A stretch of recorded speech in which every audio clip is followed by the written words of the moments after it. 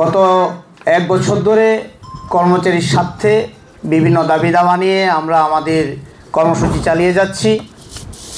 পাশাপাশি আমরা রাজ্যের কর্মচারীদের বিভিন্ন দাবি দাওয়া আমাদের ত্রিপুরা রাজ্যের জনপ্রিয় মুখ্যমন্ত্রী মাননীয় ডক্টর শ্রী মানিক সাহা মহোদয়ের নিকট আমাদের এই দাবি সনদ আমরা তুলে দিয়েছি। পাশাপাশি আমরা আমাদের দাবি সনদ আমাদের পশ্চিম জেলার জেলা সভাধিপতির মাধ্যমে আমরা কৃষিমন্ত্রীর নিকট আমরা তুলে দিয়েছিলাম আমাদের কৃষি দপ্তরের কিছু দাবি। পাশাপাশি আমরা চিফ সেক্রেটারি থেকে শুরু করে সকলকে আমাদের এই দাবিগুলি সম্পর্কে অবহিত আমরা করেছি। তো আমরা পুনরায় আমাদের রাজ্যের এই যে কর্মচারী সমাজ, এই কর্মচারী সমাজের যে বিভিন্ন দাবি, সেই দাবিগুলি নিয়ে আমরা আবার আগামী দিনে আমরা একটা কর্মসূচি নিচ্ছি যে আমরা আমাদের সমস্ত দাবি নিয়ে আমরা রাজ্যের মুখ্যমন্ত্রী থেকে শুরু করে সমস্ত মন্ত্রিসভা সদস্য এবং আমরা চিফ সেক্রেটারি শুরু করে সকলের নিকট আমরা এই দাবিগুলি আমরা তুলে ধরব। যেহেতু আমরা কর্মচারী সংগঠন করি, তাই কর্মচারীর হিতে কর্মচারীর স্বার্থে কাজ করাই আমাদের নৈতিক দায়িত্ব। কারণ আমরা যে শ্রেণীর প্রতিনিধিত্ব করি সেই শ্রেণীর জন্য কাজ করাই আমাদের দায়িত্ব। আমরা বিগত দিনে আমরা দেখেছিলাম যারা শ্রেণী সংগ্রামের কথা বলতো, তারা যে শ্রেণীর প্রতিনিধিত্ব করতো সেই শ্রেণীর পায়েই তারা কুড়াল মারতো, বুকে তারা ছুরি মারতো। কিন্তু আমরা সেই পথে আমরা যাচ্ছি না। আমরা কর্মচারী সংগঠন করি, কর্মচারীর স্বার্থে কাজ করে আমাদের একমাত্র উদ্দেশ্য।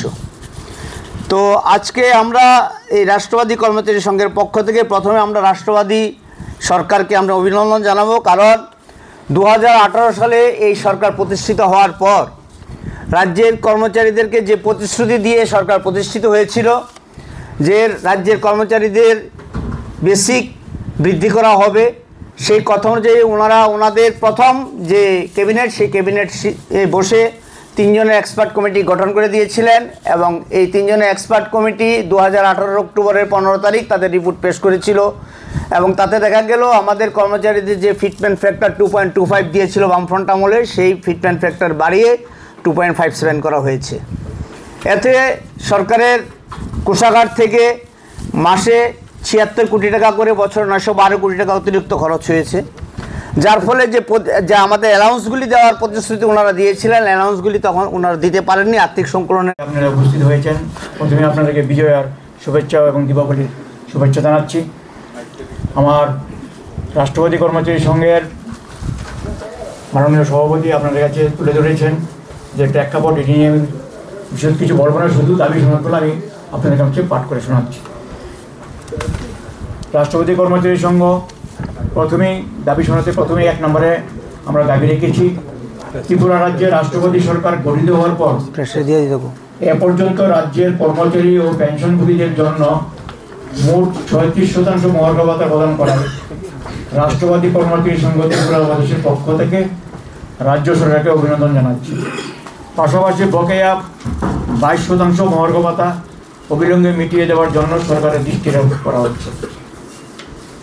2 নম্বর দাবি রেখেছি আমরা কেন্দ্রীয় সরকারের 8ম বেতন কমিশনের ন্যায় রাজ্যের সকল কর্মচারীদের জন্য রাজ্যে পূর্ণাঙ্গ বেতন কমিশন গঠন করতে হবে এবং এক দেশ এক বেতন কাঠামো চালু করতে হবে। 3 নম্বরে রেখেছি আমরা বহুদিন থেকে যেটা একটা জ্বলন্ত ইস্যু করে রাখছি, বিভিন্ন অ্যালাউন্স যেমন house rent, CA, medical allowance, এগুলি এখনো রাষ্ট্রপতি সরকার গঠনের পর বৃদ্ধি হয়। আমরা সরকারের কাছে আবেদন রাখছি। রাজ্যের 4 নম্বর যেটা রাজ্যের জলযন্ত্র ইস্যু অবিলম্বে সকল দপ্তরে সকল অনিয়মিত কর্মচারীদের নিয়মিত করতে হবে। 5 নম্বরে রেখেছি আমরা ডাইন হাসপাতাল নতুন নিয়মাবলী, যে কোনো সময়ে কোনো কর্মচারীর মৃত্যু হলে তার পরিবারের যে কোনো যোগ্য ব্যক্তিকে সরকারি চাকরি প্রদান করতে হবে।